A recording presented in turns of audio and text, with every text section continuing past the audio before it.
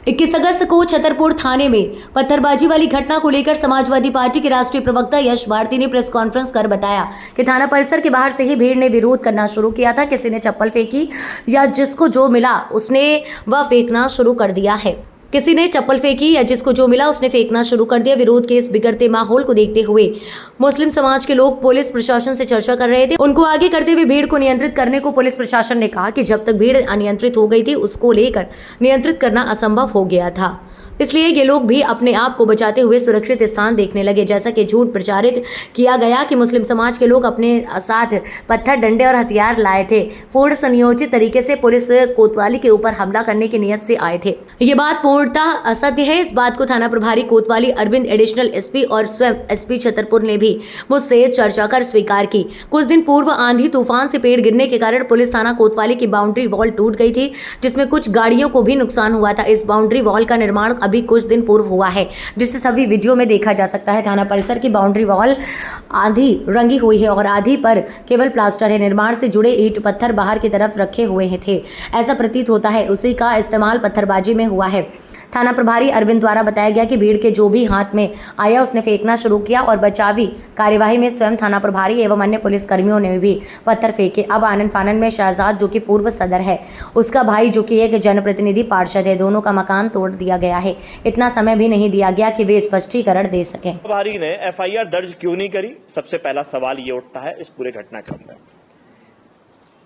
जो लोग मुस्लिम समाज के आए थे उनको समझाइश दे करके, उनसे बातचीत करके शांतिपूर्ण तरीके से वो वापस लौट रहे थे, क्योंकि जिले का पुलिस प्रशासन भारत बंद आंदोलन के साथ लगा हुआ था, उनको अंकुश लगाने के काम में लगा हुआ था। एडिशनल एसपी और अन्य बड़े प्रशासनिक अधिकारी थाने में पहुंचते हैं। जो मुस्लिम समाज के लोग वापस लौट रहे थे तो उन्होंने ये समझा कि वरिष्ठ अधिकारियों से हम फिर चर्चा करें। चर्चा फिर शुरू हुई। जो भीड़ इकट्ठी हो चुकी थी वो भीड़ थाना परिसर से बाहर थी और थाना परिसर से बाहर थी कुछ समाज के वरिष्ठ जन, सम्मानित जन, जिनकी संख्या 5 या 7 थी, वो वरिष्ठ लोगों से चर्चा कर रहे थे। उसमें पुलिस प्रशासन और प्रशासनिक अधिकारियों का जो बात करने का तरीका था, जो बॉडी लैंग्वेज थी, वो ठीक नहीं थी, क्योंकि तनावपूर्ण माहौल से आए थे। जो भारत बंद आंदोलन चला छतरपुर में, वहां लाठीचार्ज करना पड़ा और अन्य घटनाक्रम हुआ। तो उस तनावपूर्ण माहौल को पूरी तरीके से पुलिस और प्रशासन के लोगों ने उन मुस्लिम समाज के प्रतिनिधि मंडल पर उतारने की कोशिश करी।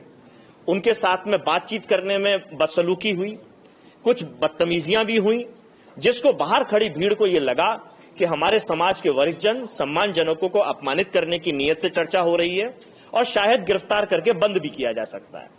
बाहर खड़ी हुई भीड़ अनियंत्रित हुई। किसी ने, जो बताया गया कि चप्पल फेंकी, किसी ने बताया पत्थर फेंका, किसी ने कुछ किया। फिर पुलिस और प्रशासन ने, जो मुस्लिम समाज के प्रतिनिधि वरिष्ठ जन पुलिस से चर्चा कर रहे थे, उन्हीं को आगे किया भीड़ को नियंत्रित करने के लिए। लेकिन भीड़ अनियंत्रित हो चुकी थी माहौल को देखते हुए, और अनियंत्रित भीड़ को संभालने में पुलिस और मुस्लिम समाज के वरिष्ठ जन भी नाकामयाब रहे। सबने अपना बचाव किया और अपने बचाव में इधर उधर हो गए। पुलिस ने, जब टीआई से मेरी बात हुई, उन्होंने भी बताया कि भीड़ पे हमने भी जवाबी कार्रवाई करते हुए पत्थर मारे, डंडे बरसाए और अन्य चीजें हुई। इसमें लोग चोटिल हुए। ये हम इसमें बचाव करने की बात नहीं करते।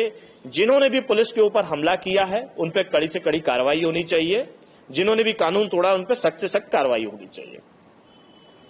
आगे की घटना में सबको पता है कि यह प्रचारित किया गया कि मुस्लिम समाज के लोग पत्थर लेके आए थे, हथियार लेकर के आए थे और चीजें लेकर के आए थे।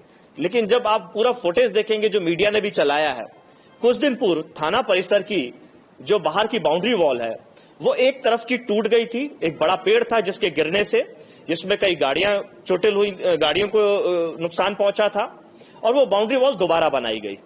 बाउंड्री वॉल जो दोबारा बनाई गई, तो आप देखेंगे वीडियो में कि एक तरफ की बाउंड्री वॉल में रंग पुताई है, दूसरी तरफ की बाउंड्री वॉल जो नई बनी है उसमें पुताई नहीं है, और उसी का टूटा हिस्सा और निर्माण में लगाई गई ईंटों का हिस्सा वहां पड़ा हुआ है।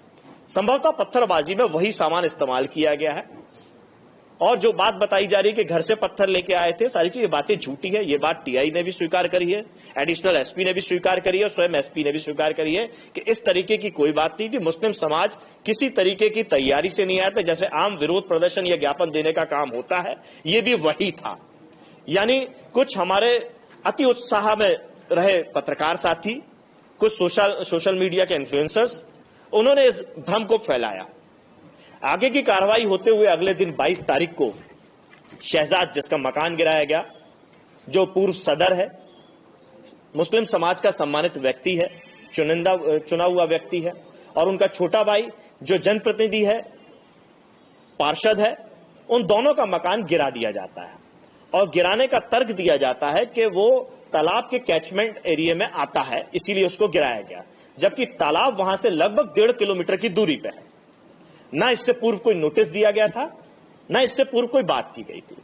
जब मैंने घटनास्थल पे जाकर के घटना का जायजा लिया तो ये पाया वहां एक छोटे बच्चे की साइकिल टूटी पड़ी हुई है, वहां गाड़ियां टूटी पड़ी हैं।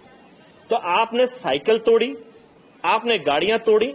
अवैध निर्माण तालाब कैचमेंट एरिया में अगर बिल्डिंग आती थी तो बिल्डिंग के साथ ये छोटे बच्चे की साइकिल और गाड़ी अवैध कैसे हो सकती है, ये प्रशासन को बताना पड़ेगा।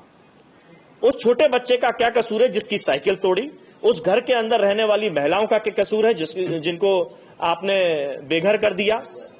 और कार्रवाई के नाम पे आपने किया क्या? संदेश क्या दिया जनता को कि हमने अपराधियों के ऊपर, जो पत्थरबाज थे जिन्होंने अपराध किया है, उनके ऊपर कार्रवाई कर दी मकान गिरा के।